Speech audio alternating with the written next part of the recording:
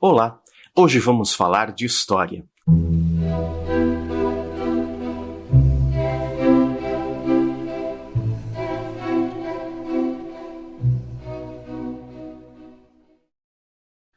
Sarajevo, 28 de junho de 1914.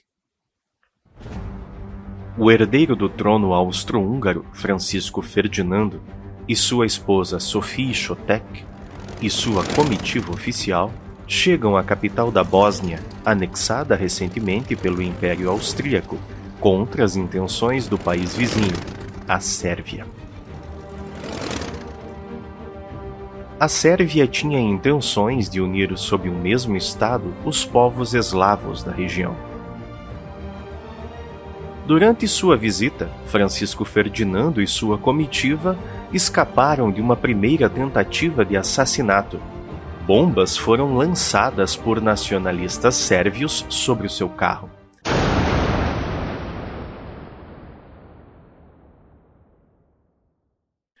Porém, o petardo caiu sobre a capota arriada do carro, ricocheteou para trás e explodiu sobre o veículo seguinte, ferindo cerca de 20 pessoas, inclusive 2 ajudantes de ordens reais.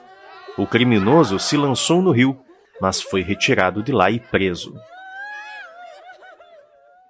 Após essa interrupção, o cortejo real prosseguiu em seu itinerário, porém, o arquiduque resolveu mudar o roteiro original para passar pelo hospital onde estavam os ajudantes de ordem que haviam se ferido na explosão. Então, após parar o carro na esquina de uma ponte, o motorista começou a dar marcha ré. Por obra do acaso, alguns jovens terroristas pertencentes ao grupo Mão Negra perambulavam nas proximidades, desanimados com o fracasso do primeiro ataque. Foi então que o destino lhes proporcionou um alvo perfeito. A poucos metros estava o carro com o casal real austríaco. Gavrilo Princip, à época com 19 anos, sacou sua pistola, correu até o carro, pulou no estrivo e atirou quase a queima-roupa no casal. O arquiduque foi atingido no pescoço. Seu uniforme ensanguentado ainda pode ser visto no Museu de História Militar de Viena. E Sophie, sua esposa, fora atingida no estômago. O carro partiu a toda velocidade para a casa do governador militar, onde um médico os atendeu. Porém, nada mais podia ser feito, e ambos morreram em apenas 1 hora.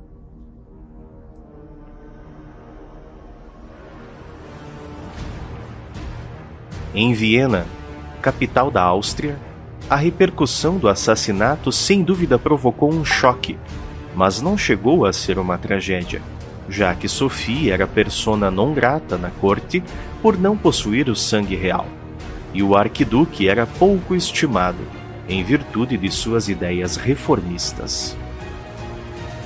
No resto da Europa, o crime não causou impacto nenhum, pois os assassinatos de chefes de Estado não eram uma novidade.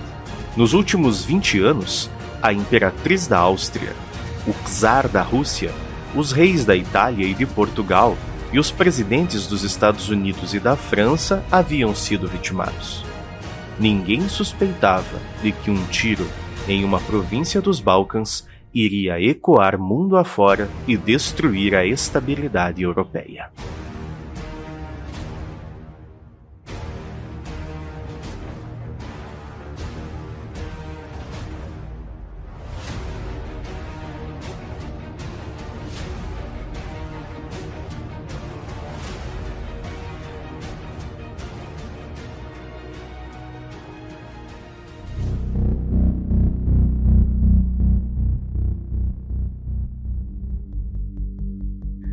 Após a prisão do assassino de Francisco Ferdinando e sua esposa, a Áustria acabou declarando guerra à Sérvia, acusando-a de fomentar grupos rebeldes na Bósnia. Nesse período, os sérvios contavam com um exército de cerca de 200 mil homens e também com o apoio da Rússia. Devido à política de alianças entre os países, forças militares de muitas nações que declararam guerra entre si entraram no conflito, formando, entre julho e agosto de 1914, a Tríplice Aliança e a Tríplice Entente, que dividiram o continente europeu em 2 blocos. A Tríplice Entente era formada por Inglaterra, Rússia e França, que contestavam a Alemanha, o Império Austro-Húngaro e a Itália, formadores da Tríplice Aliança.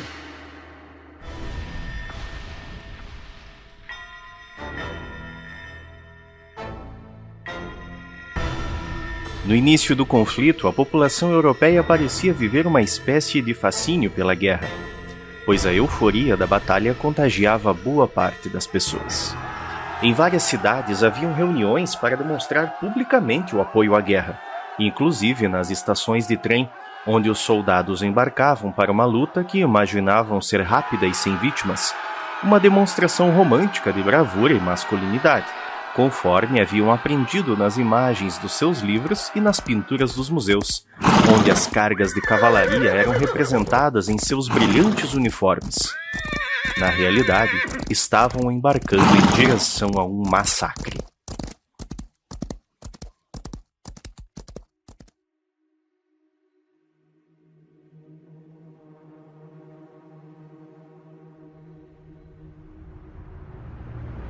Tanto no passado como hoje, aqueles que apoiam as guerras parecem ter pouca consciência da destruição que ela pode causar.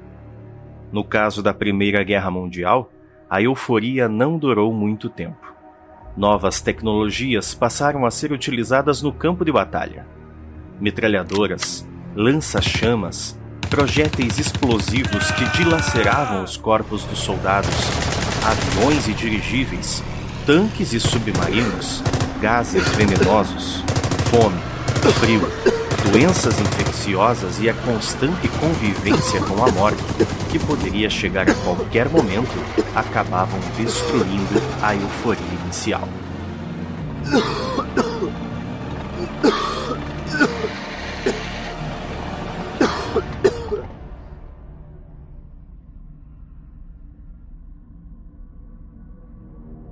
1º de agosto de 1914. Cartazes de convocação geral para a guerra são postados por toda a França. A Alemanha havia declarado guerra à Rússia. Durante a tarde, a população pôde ouvir os sinos das catedrais. Homens olhavam atônitos para as torres. Algumas mulheres choravam. Todos haviam entendido a mensagem. A guerra havia começado para eles.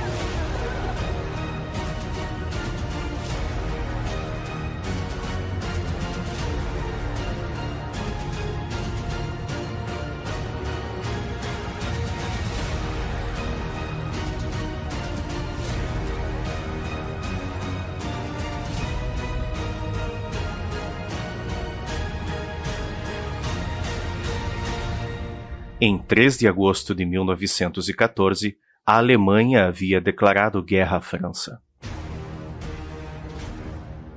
Entre 1914 e 1915, a guerra foi marcada pela grande movimentação de tropas. As forças alemãs investiram sobre os territórios da Bélgica e da França, numa tentativa de dominar esses países antes que os russos pudessem se organizar, evitando uma batalha em 2 frentes, no leste e no oeste. Porém, a resistência belga se mostrou efetiva, atrasando o avanço alemão, dando tempo para que os franceses se organizassem e fizessem a sua contraofensiva, barrando os avanços sobre Paris. Neste ponto, nenhum dos lados conseguiu vitórias expressivas, mantendo-se um equilíbrio de forças na chamada Frente Ocidental. Em virtude disso, em 1915 e 1917, a movimentação de tropas na frente ocidental deu um lugar a uma guerra de trincheiras, onde cada lado tentava manter suas posições, evitando que os inimigos avançassem. Essa fase da guerra foi a mais devastadora. Milhares de soldados perderam suas vidas para conquistar alguns metros ou poucos quilômetros de território, dominando as trincheiras inimigas e perdendo-as pouco tempo depois. Nesse contexto surge a expressão No Man's Land, ou Terra de Ninguém, que designava um território sob disputa entre as trincheiras inimigas da linha de frente. A partir de 1917 até o final da guerra, em 1918, entraram na guerra reforços militares de todas as partes do mundo, o que caracterizou a chamada Grande Guerra, transformando-a em uma guerra de proporções mundiais.